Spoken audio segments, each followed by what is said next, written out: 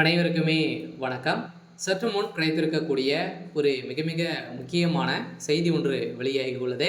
சற்று முன் திருமாவை அடித்து இழுத்துச் சென்ற டெல்லி போலீஸ். இது மாதிரி பார்த்தீங்கன்னா செய்திகள் வெளியாயிருக்கு. சதுரடியாக திருமாவளவன் அவர்கள் பார்த்தீங்கன்னா சதுரடியாக உயர்நீதிமன்றத்தில் ஒரு வழக்கறிஞர் பார்த்தீங்கன்னா ஸ்கூட்டரில் வந்திருந்த நிலையில் அவர் பார்த்தீங்கன்னா திடீர்னு அவருடைய கார் மோதிய நிலையில் அவர் கீழே விழுந்து அவர் கேட்ட கேள்விக்கு பார்த்தீங்கன்னா திருமாவளவன் அவர்கள் பார்த்தீங்கன்னா அவர் பலார்னு அடித்து ஒரு மிகப்பெரிய கலவரத்தை அவங்க உட்படுத்தியிருந்தார்.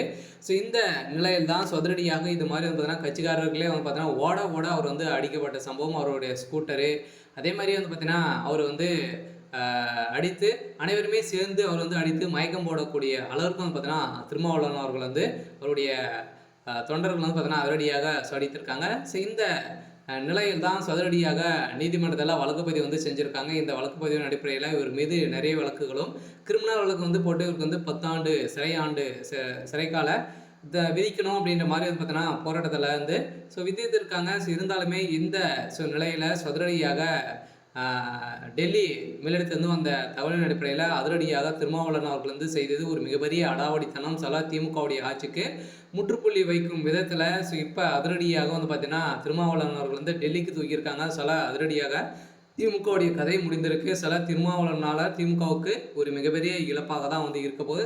திமுகவில் நிறைய மாற்றங்களாக வந்திருக்கு இல்லையா? அனைவருக்குமே தெரியும். இப்போ பார்த்தீங்கன்னா அதிரடியாக கரூர் நடந்த சம்பவத்தின் அடிப்படையில் இது அனைத்துமே செய்தது திமுக அப்படின்ற மாதிரி நிறைய குற்றச்சாட்டுகள்லாம் வலுப்பெறுத்தும் நிலையில் இதனால் திமுக பார்த்தாலே பார்த்தீங்கன்னா அனைவருக்குமே ஒரு மிகப்பெரிய பயத்தை உட்படுத்தியிருக்கு. வருகின்ற சட்டமன்ற தேர்தலில் ஒரு மிகப்பெரிய பதிலடி கொடுக்கும் விதத்தில் தான் திமுகவுக்கு எதிராக மக்கள் அனைவருமே திரும்பியிருக்காங்க.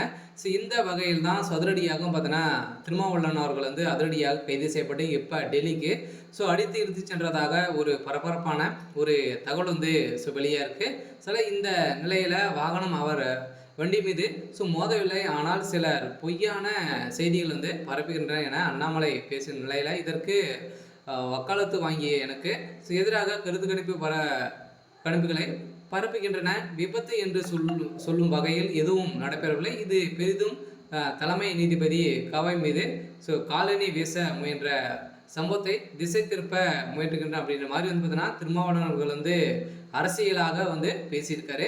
இருந்தாலுமே இது செய்தது அனைவருக்குமே தெரியும். வெளிச்சம் போட்டு காட்டியிருக்காங்க. அவர் எப்படி அடிச்சிருக்காங்க அப்படின்றத அனைவருக்குமே காமிச்சிருக்காங்க. இந்த நிலையில் அவர் இல்லை அப்படின்ற மாதிரி பேசியிருக்கக்கூடிய நிலையை தான் இப்போ அதிரடியாக திருமாவளவன் அவர்கள் அதிரடியாக டெல்லிக்கு தூக்கியிருக்காங்க. அவர் 10 ஆண்டுகள் சிறை தண்டனை வழங்க போகிறதாகவும் ஒரு தகவல் வெளியாக இருக்கு. சரி, ஓகே. இன்னைக்கான அப்டேட் இதுதான். மறக்காமல் நம்மளுடைய சேனலை சப்ஸ்கிரைப் பண்ணி சப்போர்ட் பண்ணுங்கள். தேங்க்யூ.